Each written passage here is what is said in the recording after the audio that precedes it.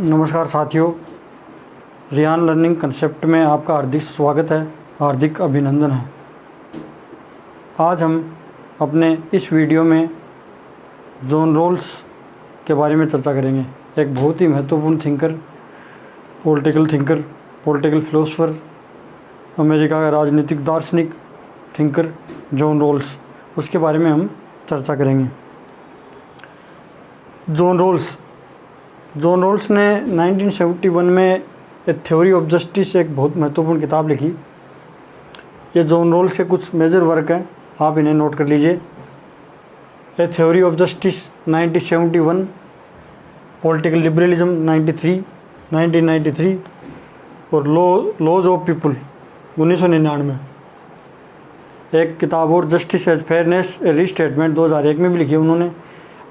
मुख्यतः तीन ही John Rawls के मेजर वर्क हैं। जॉन रॉल्स एक बहुत महत्वपूर्ण थिंकर है।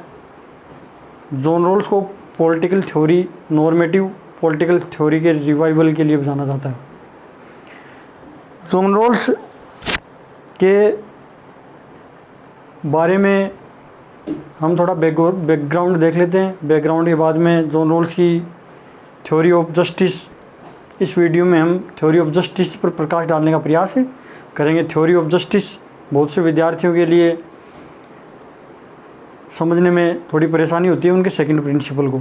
फर्स्ट प्रिंसिपल तो उनका समझ में आ जाता है, लिबर्टी प्रिंसिपल, लेकिन जैसे ही सेकंड प्रिंसिपल में हम जाते हैं जॉन रॉल्स के, वो थोड़ा समझने में कठिनाई महसूस होती है। तो हम आज के वीडियो में मुख्यतः theory of justice, John Rawls की थ्योरी ऑफ जस्टिस के प्रिंसिपल हैं, 2 प्रिंसिपल ऑफ जस्टिस, उनको समझने का प्रयास करेंगे। उससे पहले हम थोड़ा सा जॉन रॉल्स के बारे में जान लेते हैं। जिस प्रकार प्लेटो को राजनीतिक दर्शन का पिता माना जाता है, प्लेटो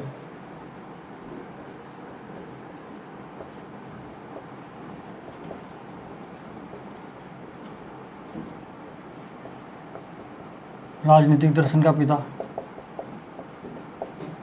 मैकियावेली को आधुनिक राजनीतिक चिंतन का पिता,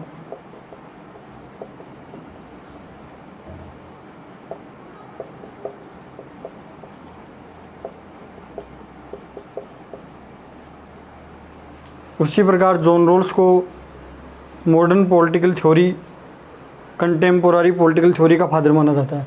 समसामयिकी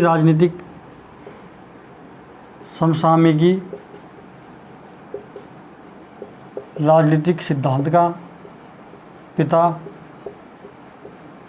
माना जाता है, क्योंकि जॉन रॉल्स ने 1970 के दशक में, 1970-80 के दशक में जो पॉलिटिकल थ्योरी डिक्लाइन में चली गई थी, उस पॉलिटिकल थ्योरी का रिवाइवल किया था। जॉन रॉल्स को क्रेडिट जाता है नॉर्मेटिव थ्योरी, पॉलिटिकल साइंस में नॉर्मेटिव थ्योरी के रिवाइवल के लिए। इस आर्गुमेंट को समझिए। नॉर्मेटिव थ्योरी,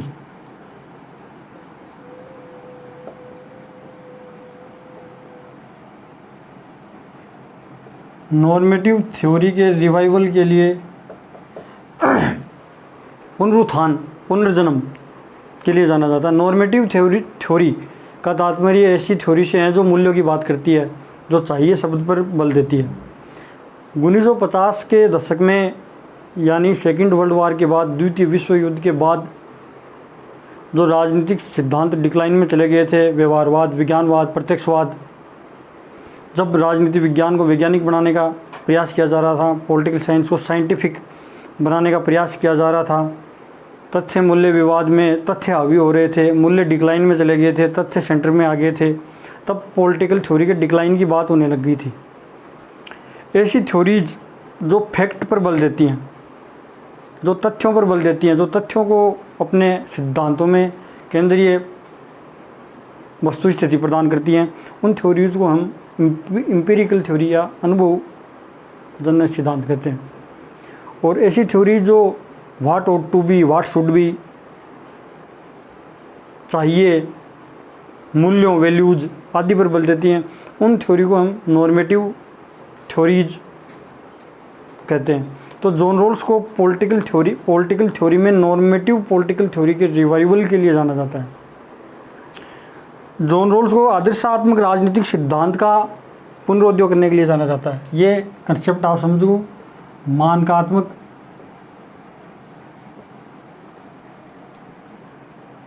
सिद्धांत।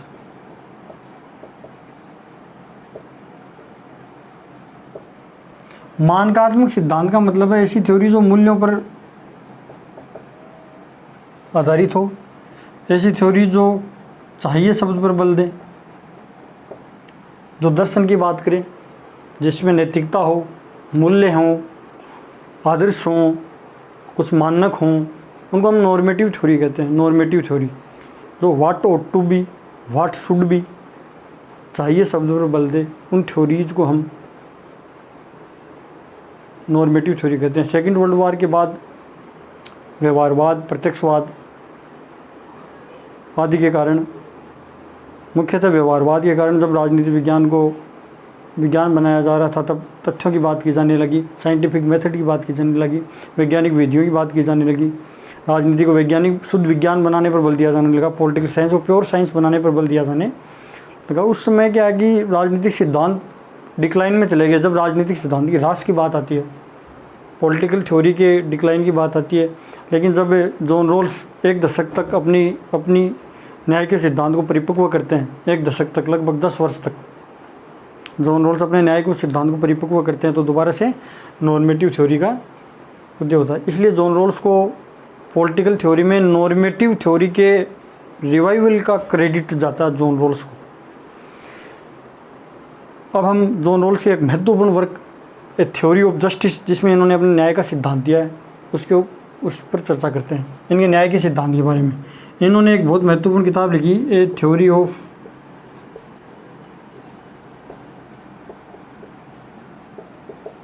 जस्टिस।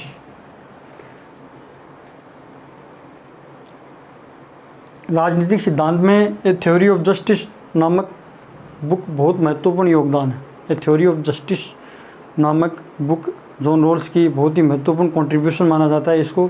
इसी में जॉन रॉल्स ने अपने न्याय के सिद्धांत को दिया है।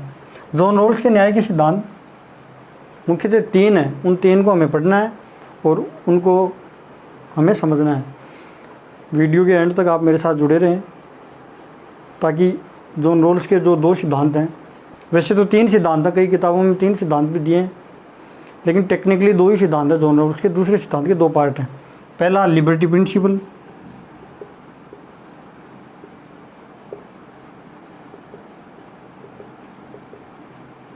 दूसरा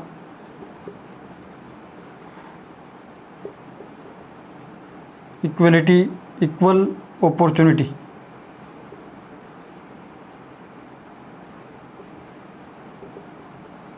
तीसरा डिफेंस प्रिंसिपल।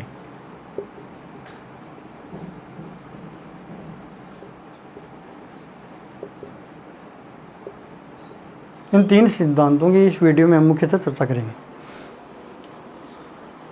आप इनका स्क्रीनशॉट ले लीजिए, नोट कर लीजिए की पॉइंट। इसके बाद में हम इनके 3 सिद्धांत पढ़ते हैं।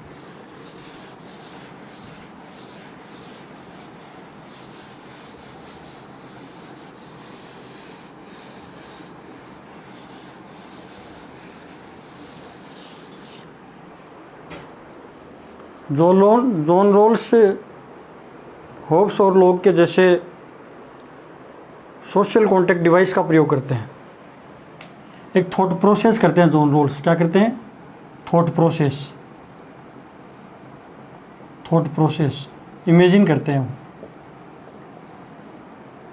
जिस प्रकार होब्स और लॉक ने थ्योरी ऑफ गवर्नमेंट दी है, सरकार की उत्पत्ति, राज्य की उत्पत्ति की है अपने सामाजिक समझौते के सिद्धांत के द्वारा, उसी प्रकार जॉन रॉल्स भी थॉट प्रोसेस कर रहे हैं।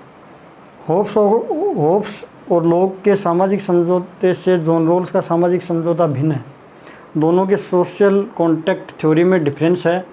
होब्स और लॉक दोनों का जो सोशल कॉन्टेक्ट है वो थ्योरी ऑफ गवर्नमेंट प्रस्तुत करते हैं, जबकि जॉन रॉल्स का जो सोशल कॉन्टेक्ट थ्योरी है वो जस्टिस के प्रिंसिपल स्थापित करने के लिए है।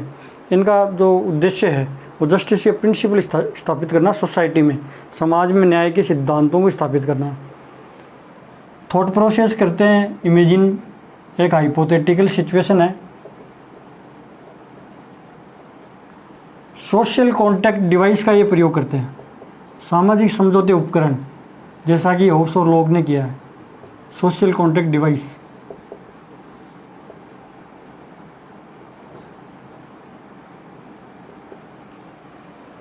जॉन रॉल्स ओरिजिनल पोजीशन की कल्पना करते हैं। ओरिजिनल पोजीशन,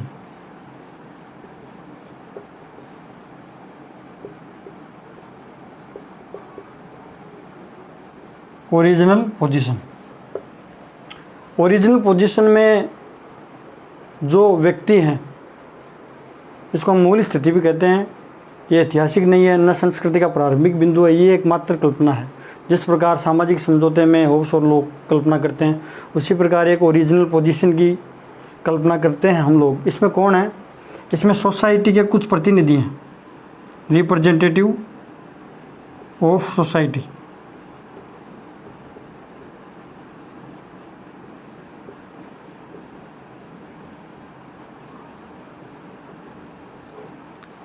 ओरिजिनल पोजीशन मूल स्थिति को कहते हैं, जिसको प्रारंभिक स्थिति भी कहा जाता है। इस प्रारंभिक स्थिति में लोग जो सोसाइटी के प्रतिनिधि हैं, वो न्याय के सिद्धांत बनाएंगे। वो अज्ञानता के पर्दे के भीतर रह करके न्याय के सिद्धांत बनाएंगे। Well of ignorance, well of ignorance, ये दोनों ही टर्म आपकी एग्जाम की दृष्टि से बहुत महत्वपूर्ण है। ओरिजिनल पोजीशन और well of ignorance. Original position का तो मतलब मूल स्थिति है। मूल स्थिति है, काल्पनिक स्थिति है। ये काल्पनिक स्थिति हमें जॉन रॉल्स कहते हैं कि ये कल्पना करनी पड़ेगी, क्योंकि हमें सोसाइटी में न्याय के सिद्धांत स्थापित करने हैं। इस ओरिजिनल पोजीशन में न्याय के सिद्धांत कौन बनाएंगे? लोग बनाएंगे। विवेकशील वार्ताकार, जिन्हें रॉल्स रेशनल थिंकर कहता है, मतलब विवेकशील वार्ताकार कहता है, रिप्रेजेंटेटिव ऑफ सोसाइटी हैं। ये लोग अज्ञानता के पर्दे के भीतर काम करते हैं। इसको मैं थोड़ा सा उदाहरण के द्वारा समझा देता हूँ आपको। जैसे ये सोसाइटी है, एक समाज की कल्पना करते हैं हम, सोसाइटी। इस समाज में रिच भी है, अमीर व्यक्ति भी है, पुअर भी है, टैलेंटेड भी है, डल भी है, शिक्षित भी है, अशिक्षित भी मान सकते हैं हम। जाति धर्म के लोग भी रहते हैं, किसी जाति धर्म का, कुछ विशेष उच्च जाति का भी है, निम्न जाति का भी है। इसमें कोई खिलाड़ी भी हो सकता है। ये एक सोसाइटी है, इसमें भिन्न भिन्न प्रकार के लोग रहते हैं, भिन्न भिन्न प्रकार के अमीर गरीब भी रहते हैं, टैलेंट और डल भी रहते हैं। इसी सोसाइटी में स्ट्रॉन्ग भी रहता है, मजबूत व्यक्ति भी रहता है। इसी सोसाइटी में वीक व्यक्ति भी। एक सोसाइटी है। इस सोसाइटी में इस समाज की संरचना करनी है हमें। इस समाज में हमें न्याय के सिद्धांत स्थापित करने हैं। ये न्याय के सिद्धांत जॉन रॉल्स कल्पना करते हैं कि ये सिद्धांत कौन स्थापित करेंगे? रिच और पुअर। ये सिद्धांत अगर रिच और पुअर बनाएंगे तो पुअर तो अपने फेवर में बनाएगा। इनमें किसी भी व्यक्ति को ले लो आप, वो अपने फेवर में सिद्धांत बनाएगा। ये स्ट्रॉन्ग व्यक्ति अपने फेवर में सिद्धांत बनाएगा, वीक व्यक्ति भी अपने फेवर में सिद्धांत बनाएगा, पुअर व्यक्ति भी अपने फेवर में सिद्धांत बनाएगा, रिच व्यक्ति भी अपने फेवर में सिद्धांत बनाएगा, टैलेंटेड व्यक्ति भी अपने फेवर में बनाएगा, डल अपने फेवर में, शिक्षित है शिक्षित अपने फेवर में, उच्च जाति का व्यक्ति अपने फेवर में सिद्धांत बनाएगा। तो जॉन रॉल्स कहते हैं कि सोसाइटी में भिन्नताएं हैं, विभिन्न प्रकार के लोग रहते हैं। अगर वही सिद्धांत बनाएंगे तो वो निष्पक्ष नहीं रह पाएंगे। वो पूर्वाग्रहों से ग्रसित होंगे, अपनी विचारधाराओं से ग्रसित होंगे, अपने दृष्टिकोणों से ग्रसित होंगे। इसलिए हमें इस समस्या से दूर होना है तो हमें वेल ऑफ इग्नोरेंस की बात करनी है। वेल ऑफ इग्नोरेंस की, वेल ऑफ इग्नोरेंस की मतलब है कि सोसाइटी बनने से पहले ये व्यक्ति न्याय के सिद्धांत बनाएंगे। ये मूल स्थिति में जाकर ये व्यक्ति सिद्धांत बनाएंगे। इन्हें नहीं पता है कि मैं रीच हूँ, इन व्यक्तियों को नहीं पता कि ये पुअर है, इन्हें नहीं पता कि ये टैलेंट है, इन्हें नहीं पता कि ये डल है, स्ट्रॉन्ग है, वीक है, शिक्षित हैं, अशिक्षित हैं, उच्च जाति का है, निम्न जाति का है, खिलाड़ी है। इनमें से किसी भी व्यक्ति को मूल स्थिति में ये नहीं पता कि फ्यूचर में जिस समाज की संरचना करेंगे उस समाज में इनकी सामाजिक हैसियत और पोजीशन क्या होगी, सोशल स्टेटस और पोजीशन इनकी क्या होगी, तभी तो निष्पक्ष रूप से न्याय के सिद्धांत बना पाएंगे। ये सोसाइटी का निर्माण करना इन्हें ओरिजिनल पोजीशन में रह करके वेल ऑफ इग्नोरेंस के भीतर रहते हुए, भाई अज्ञानता का पर्दा क्या है? अज्ञानता का पर्दा यही तो है कि लैक ऑफ नॉलेज, कौन सी बातों का इनको ध्यान नहीं होगा। इन लोगों को अपने टैलेंट्स, अपने एबिलिटीज़, अपने कैपेसिटी, अपने सोशल स्टेटस, अपनी फ्यूचर में आने वाली समाज में पोजीशन, इनके बारे में नहीं पता है। ओरिजिनल पोजीशन में जो सोसाइटी के रिप्रेजेंटेटिव हैं, समाज के जो प्रतिनिधि हैं, जो न्याय के सिद्धांत बनाएंगे, इन लोगों को नहीं पता कि फ्यूचर में आने वाली सोसाइटी में इनकी पोजीशन क्या होगी। इसलिए ये सबसे सरल रास्ता चुनेंगे, सबसे सरल रास्ता ही चुनेंगे। विभिन्न विकल्पों में एक व्यक्ति सबसे सरल और सबसे कम खतरनाक रास्ता चुनेगा, क्योंकि उसको पता कि वो गरीब भी बन सकता है फ्यूचर में, वो अशिक्षित भी बन सकता है, वो निम्न जाति में भी पैदा हो सकता है, वो list advanced poor backward class में भी पैदा हो सकता है। इसलिए वो हर बात को ध्यान में रखते हुए न्याय का सिद्धांत बनाएगा। कौन? ये व्यक्ति।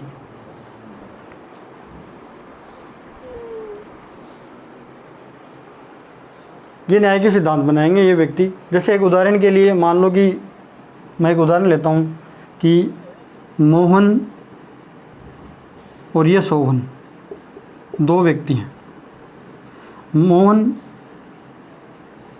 मोहन के पास प्लेट है, प्लेट में केक पड़ा है। क्या पड़ा है? केक पड़ा है। मोहन इस नाइफ से इसके दो टुकड़े करके सोहन को देने। मोहन को ये कहना कि केक के दो टुकड़े करने, एक टुकड़ा सोहन को देना है और एक मोहन का। और पहले सोहन लेगा, केक का टुकड़ा मोहन करेगा। केक को काटेगा कौन? मोहन काटेगा चाकू से। नाइफ है इसके पास, नाइफ से केक के दो टुकड़े मोहन करेगा, लेकिन पहला टुकड़ा सोहन लेगा। तो मोहन को ये नहीं पता कि कौन सा टुकड़ा इसके पास आएगा केक का, इसलिए मोहन अपना बेस्ट प्रयास करेगा कि दोनों को बराबर काटे। मोहन केक के टुकड़े को नाइफ से दोनों हिस्से बराबर काटने का अधिकतम प्रयास करेगा, क्योंकि अंतिम हिस्सा इसके पास बचेगा। इसी प्रकार ये भी न्याय के सिद्धांत बनाएंगे समाज में। ये लोग सोसाइटी में, ये समाज के प्रतिनिधि जो मूल स्थिति में अज्ञानता के पर्दे में, ये न्याय के सिद्धांत बनाएंगे। ये पूरेस्ट ऑफ पुअर के लिए भी बनाएंगे, वीकेस्ट ऑफ वीक के लिए भी बनाएंगे। समाज में सबसे गरीब व्यक्ति के लिए न्याय के सिद्धांत बनाएंगे। जो डिफरेंस प्रिंसिपल है वो ये लोग ही बनाएंगे।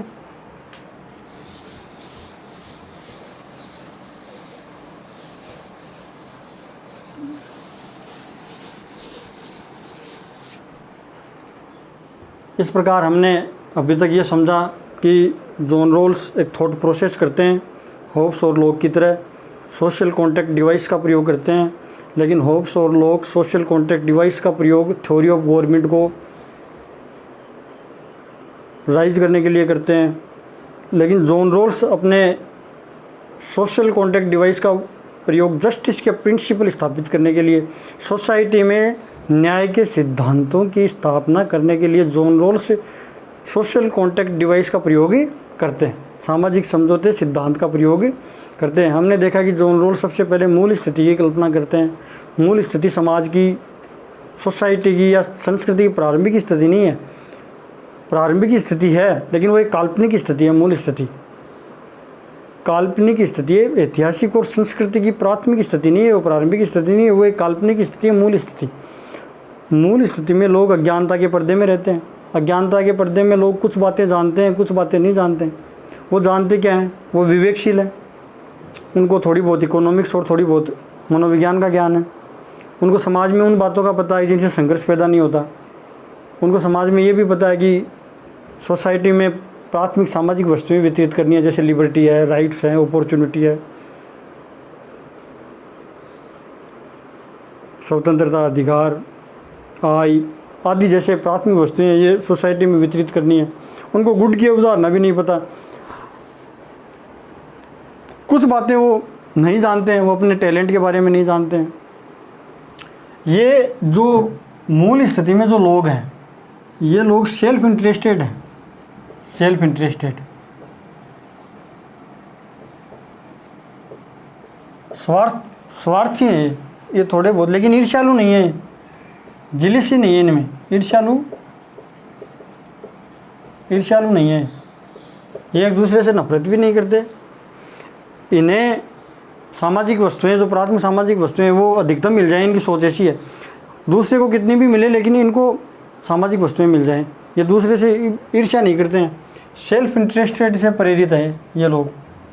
और इसी मूल स्थिति और वेल ऑफ इग्नोरेंस में रहते हुए ये सोसाइटी के रिप्रेजेंटेटिव न्याय के सिद्धांतों की स्थापना करते हैं, न्याय के सिद्धांतों की स्थापना करते हैं। दो न्याय के सिद्धांतों की स्थापना करते हैं। वैसे तो कई किताबों में 3 principle of justice John Rawls ने बताए हैं, लिखा हुआ है कई किताबों में ऐसा, लेकिन 2 प्रिंसिपल ऑफ जस्टिस ही जॉन रॉल्स के हैं। दूसरे प्रिंसिपल के 2 पार्ट है। जैसे हम अब ये जो ओरिजिनल पोजीशन में और वेल ऑफ इग्नोरेंस में रहते हुए ये लोग कौन से न्याय के सिद्धांतों की स्थापना करते हैं, ये हमें थोड़ा डिस्कस करना है। पहला लिबर्टी प्रिंसिपल,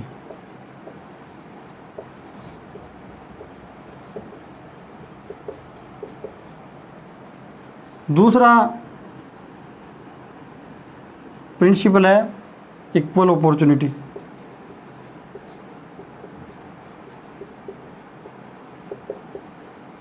तीसरा प्रिंसिपल है, इसका ही ए पार्ट है और बी पार्ट है, डिफरेंस प्रिंसिपल।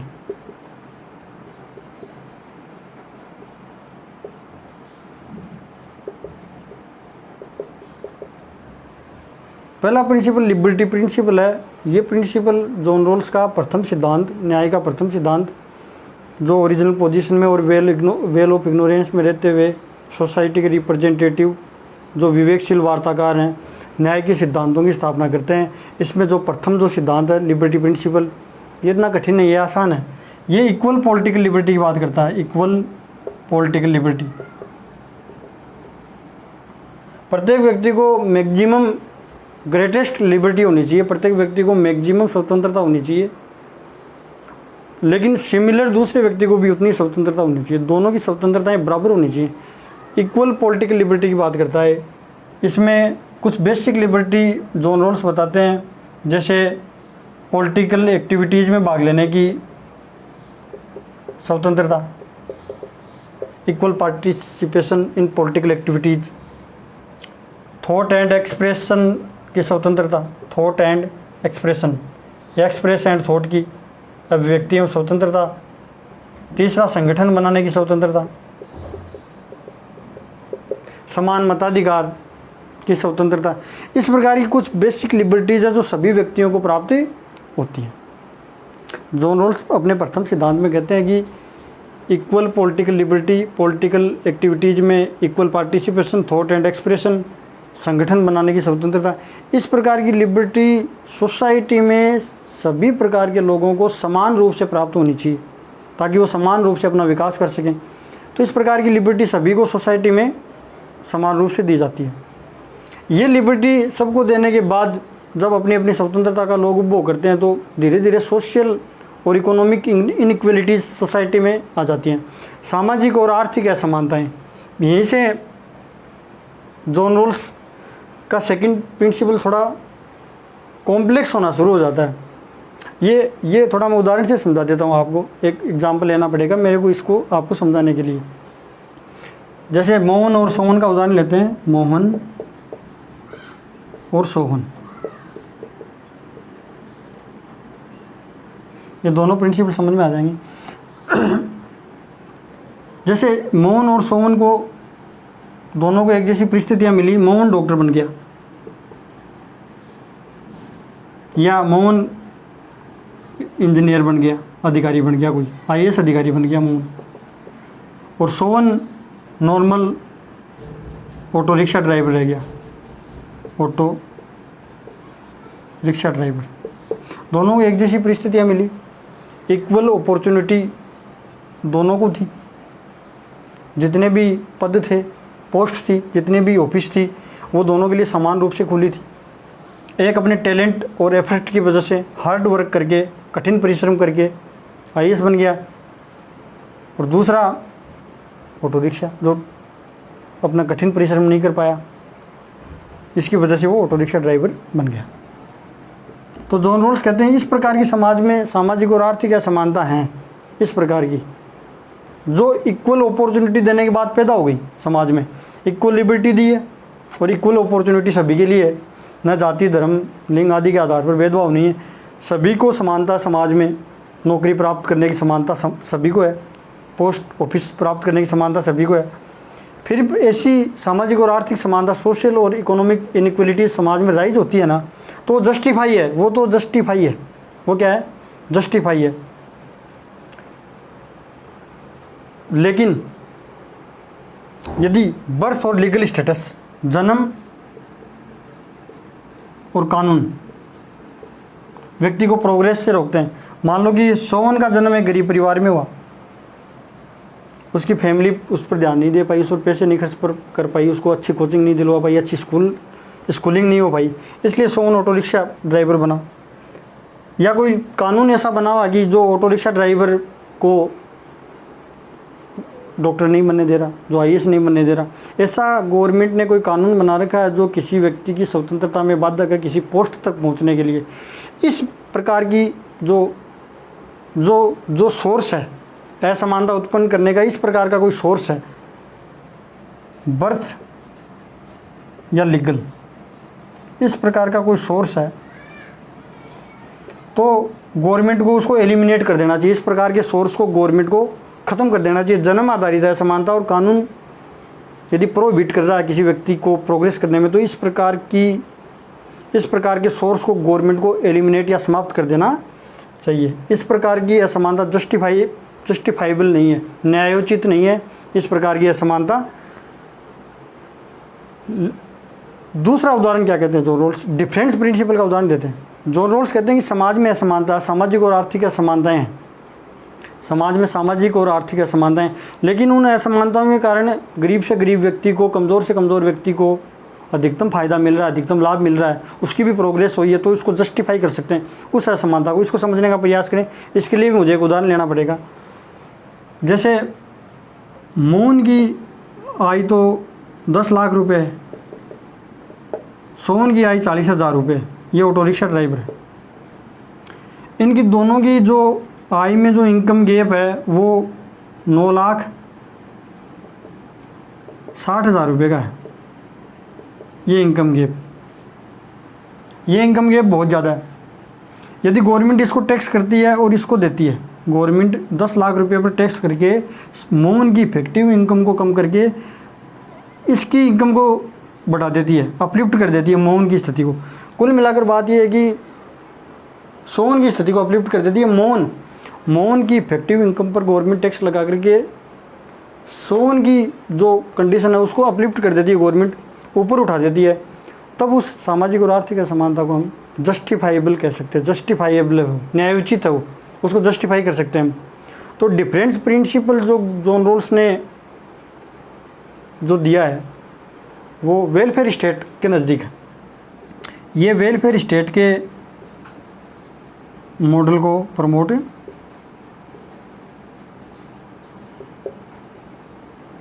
वेलफेयर स्टेट में क्या है, गवर्नमेंट गरीबों को, पुअर को, बैकवर्ड क्लास को, लिस्ट एडवांस्ड पीपल को गवर्नमेंट अपलिफ्टमेंट करती है, वो टैक्सेशन का प्रयोग करती है, वो रिच लोगों पर, रिच पीपल पर टैक्स लगा करके पुअर पीपल में टैक्स को रीडिस्ट्रीब्यूट करती है, वितरित कर देती है। इसीलिए डिफरेंस प्रिंसिपल को, जॉन रोल्स के डिफरेंस प्रिंसिपल या विभेद सिद्धांत को वितरणात्मक सिद्धांत भी कहते हैं।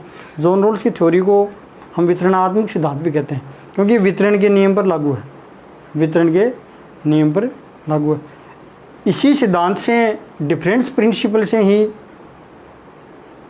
जॉन रोल्स वैल्यूज़ की बात करते हैं, गवर्नमेंट को ये करना चाहिए, मूल्यों की बात करते हैं, नैतिकता की बात करते हैं, नैतिक आयाम जोड़ते हैं जॉन रोल्स। लिबरलिज्म के सर्किल में जॉन रोल्स के द्वारा इक्वलिटी और मोरल डायमेंशन को जोड़ करके एक नई दिशा प्रदान की जाती है। उदारवाद के घेरे में समानता और नैतिकता को जोड़ करके एक नई दिशा जॉन रोल्स के द्वारा प्रदान की जाती है। इस प्रकार जॉन रोल्स ने उपयोगितावाद की आलोचना करके जॉन रोल्स ने अपनी थ्योरी को उपयोगितावाद और अंतःप्रज्ञावाद के क्रिटिसिज्म के रूप में डेवलप किया। मुख्यतः ये बात बताना मैं भूल गया आपको, जो बेंथम और मील के द्वारा David Hume, Adam Smith, Bentham, Mill जो उपयोगितावादी थिंकर्स हैं, सिग्विक आदि थिंकर्स के द्वारा उपयोगितावादी सिद्धांत दिया गया था, उस सिद्धांत के विरोध में जॉन रोल्स ने अपनी थ्योरी को डेवलप किया। उपयोगितावादियों के अनुसार अधिकतम लोगों के अधिकतम हित को प्राथमिकता देनी चाहिए स्टेट को, लेकिन जॉन रोल्स कहते हैं कि अधिकतम लोगों के अधिकतम सुख के चक्कर में इसकी तुलना में अल्पसंख्यक लोगों का बलिदान किया जाए, कि इंडिविजुअल लिबर्टी को सेक्रीफाइस किया जाता है मेजोरिटी के चक्कर में। मेजोरिटी को प्लेजर देने के लिए, बहुमत को खुश रखने के लिए आप अल्पसंख्यक को कुचल देते हो, तो न्यायोचित नहीं है। तो जॉन रोल्स यूटिलिटेरियन थ्योरी जो कि एक लिबरल थ्योरी है, उसी थ्योरी की क्रिटिसिज्म के रूप में अपनी पुस्तक थ्योरी ऑफ जस्टिस लिखते हैं और एक नॉर्मेटिव थ्योरी का रिवाइवल करते हैं जॉन रोल्स। जॉन रोल्स ने उपयोगितावाद की कमियों को दूर करके उदारवाद को लगभग एक विकल्पहीन विचारधारा के रूप में प्रस्तुत किया है। जैसे रॉबर्ट नोजिक ने कहा है कि या तो कोई भी थिंकर होगा वो या तो जॉन रोल्स के फेवर में बात करेगा या जॉन रोल्स के बिल्कुल दूर विरोधी हो जाएगा रॉबर्ट नोजिक की तरह। जिस प्रकार रॉबर्ट नोजिक जॉन रोल्स के दूर विरोधी हो गए, क्योंकि वो वेलफेयर स्टेट मॉडल को भी क्रिटिसाइज करते हैं। रॉबर्ट नोजिक अपनी book anarchy state and utopia book को थ्योरी ऑफ जस्टिस की क्रिटिसिज्म के रूप में प्रस्तुत करते हैं। एक नए model, new theory of justice, entitlement theory of justice, जो मैंने एक अलग से वीडियो में डिस्कस किया है। रॉबर्ट नोजिक की एंटाइटलमेंट थ्योरी ऑफ जस्टिस को मैंने डिस्कस किया है। उनके मिनार्किस्ट, मिनिमल, नाइट वॉचमैन स्टेट को, फोर्स्ड लेबर की अवधारणा को भी डिस्कस किया है। तो इस प्रकार जॉन रोल्स ने आदर्शात्मक सिद्धांतों का पुनरुदय किया है। जॉन रोल्स ने नॉर्मेटिव थ्योरी का रिवाइवल किया। जॉन रोल्स ने पूंजीवाद की आलोचना नहीं की। पूंजीवाद में डिफरेंस प्रिंसिपल को जोड़ करके पूंजीवाद का एक मानवीय चेहरा प्रस्तुत किया। जॉन रोल्स ने कैपिटलिज्म का ह्यूमन फेस उन्होंने दिया कैपिटलिज्म को। कैपिटलिज्म वेलफेयर स्टेट मॉडल को उन्होंने सपोर्ट किया है। जॉन रोल्स ने नॉर्मेटिव थ्योरी को रिवाइवल किया है। जॉन रोल्स ने वैल्यूज की बात की है। जॉन रोल्स ने प्रक्रियात्मक न्याय, शुद्ध प्रक्रियात्मक न्याय अपने सिद्धांतों में प्रयोग किया। जॉन रोल्स खुद के न्याय के सिद्धांत को शुद्ध प्रक्रियात्मक न्याय बताया। हालांकि प्रक्रियात्मक और तात्विक न्याय दोनों ही सिद्धांतों को बड़ी खूबसूरती से जॉन रोल्स ने मिला दिया। जॉन रोल्स एक ऐसा थिंकर है जो उदारवादी भी है और उदार समतावादी भी है, जिसको हम अंग्रेजी में लिबरल इगालिटारियन या इगालिटारियन लिबरलिज्म थिंकर भी कहते हैं। इसका मतलब है कि जॉन रोल्स लिबर्टी के साथ साथ इक्वलिटी को भी अपने सिद्धांत में कंबाइंड करने का प्रयास करता है, मिलाने का प्रयास करता है। इसलिए जॉन रोल्स की थ्योरी को लिबरल इगालिटारियन लिबरलिज्म, उदार समतावादी सिद्धांत भी जॉन रोल्स की थ्योरी को कहा जाता है। जॉन रोल्स ने लिबर्टारियनिज्म, कम्युनिटेरिज्म, लिबरलिज्म आदि सिद्धांतों को बड़ी खूबसूरती से अपने सिद्धांतों में मिलाया है। बहुत ही बेहतर समन्वय किया। जॉन रोल्स ने स्वतंत्रता और समानता को बहुत खूबसूरती से अपनी थ्योरी में कंबाइंड करने का प्रयास किया है। तो जॉन रोल्स के बारे में हम एक सीरीज़ भी शुरू करेंगे कंप्लीट, तो 4 या 5 वीडियो में कंप्लीट होगी। आज का वीडियो यहीं समाप्त होता है। अगर वीडियो पसंद आया है तो लाइक करें, शेयर करें और बेल आइकन दबाना नहीं भूलें। Thank you.